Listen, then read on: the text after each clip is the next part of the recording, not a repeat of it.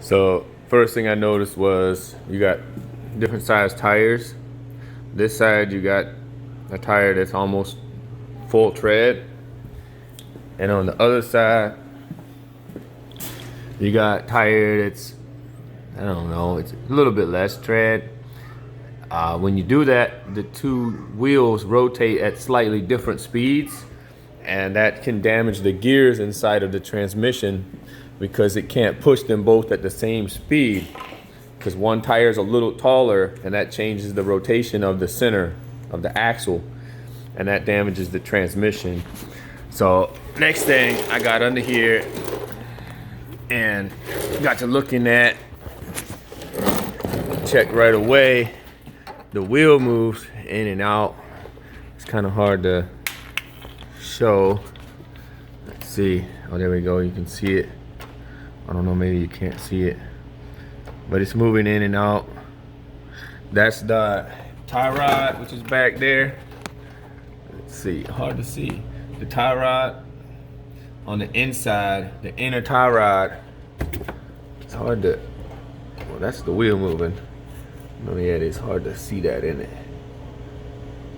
So that's your inner tie rods. That's on both sides.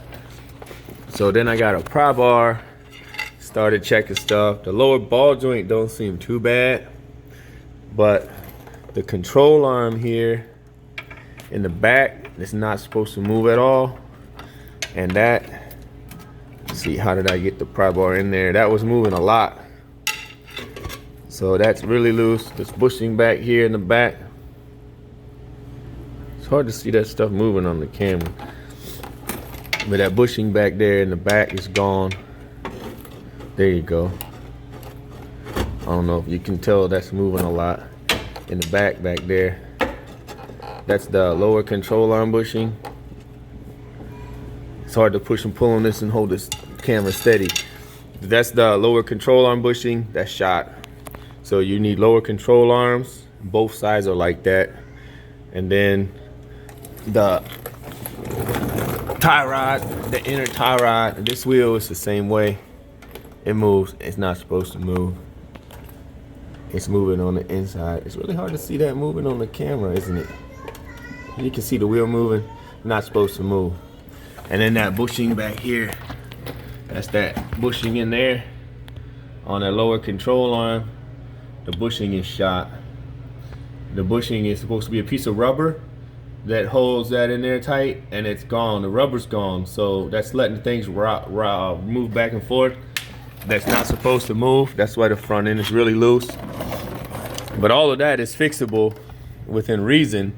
That's you know, another couple $100. The problem is, well, like what I was saying, this rust. Like I was looking up a lot of reviews and videos of people doing these transmissions, and they were saying this engine cradle down here, the main frame right here that holds the engine up, rusts out. And you can see yours definitely has that problem. It's got rust all the way through the engine cradle, and that's on both sides. It's not as bad on the driver's side, but it is on both sides. And this is the rear mount for the engine and transmission. So when you accelerate, it pushes down on this, and the pressure pushes down on this, which is rusted in half at the bottom, almost in half on both sides. So there's no way we would reuse that, because in a year or two, maybe even a couple months, if you try to accelerate too hard, that whole beam is just going to push out, and the engine is going to twist and halfway fall out from under the car. And then when you turn, this has to stay stable left or right. Otherwise, when you turn, there's going to be a lot of play in the steering, and the thing could cause an accident. But as far as checking everything out, that's all I can really see for right now. And there definitely was some leaking going on the transmission right here. A little bit, you can see all this leaking down. Not a lot though.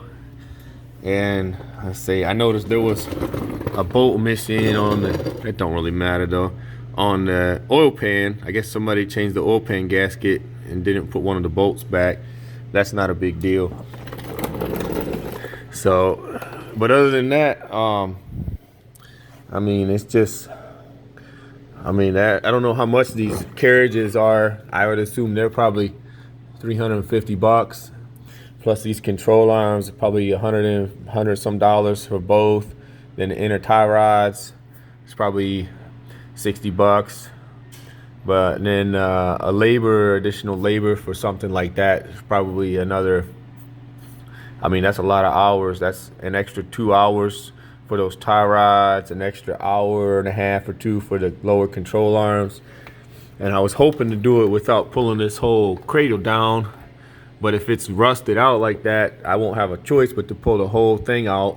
And that's an extra 4 hours more than what I hoped to put in here. Last time I did one of these, I was able to just loosen it on that side. And that's your transmission right there. I was able to loosen it on that side, loosen it on this side, and then take the bolts out, let the jack down on that side, and lower just one side enough to get the transmission out so that I don't have to take the whole entire piece down. And then that way I don't have to worry so much about the engine falling down and getting the engine support at the top. And I didn't have to take out the steering rack. It's way back in there. You can see the steering rack. Let's see, where is that at? Right there. There's the steering rack. It's on top of this lower support, so that has to come out. And it has to be unbolted, and there's a bunch of clamps on the power steering lines they're talking about. And then the lower control arms, the axle shafts, all that stuff have to come out. This is definitely a serious. Oh, this doesn't look right either. Oh, never mind. Maybe that does. I guess that's how that's made in there. But anyway, it's definitely not an easy transmission. It's very different design from the Dodge Grand Caravan that I did on a 2005. That was a very easy. This is definitely not an easy one to do. So, all right, man. Sorry to give you all the bad news.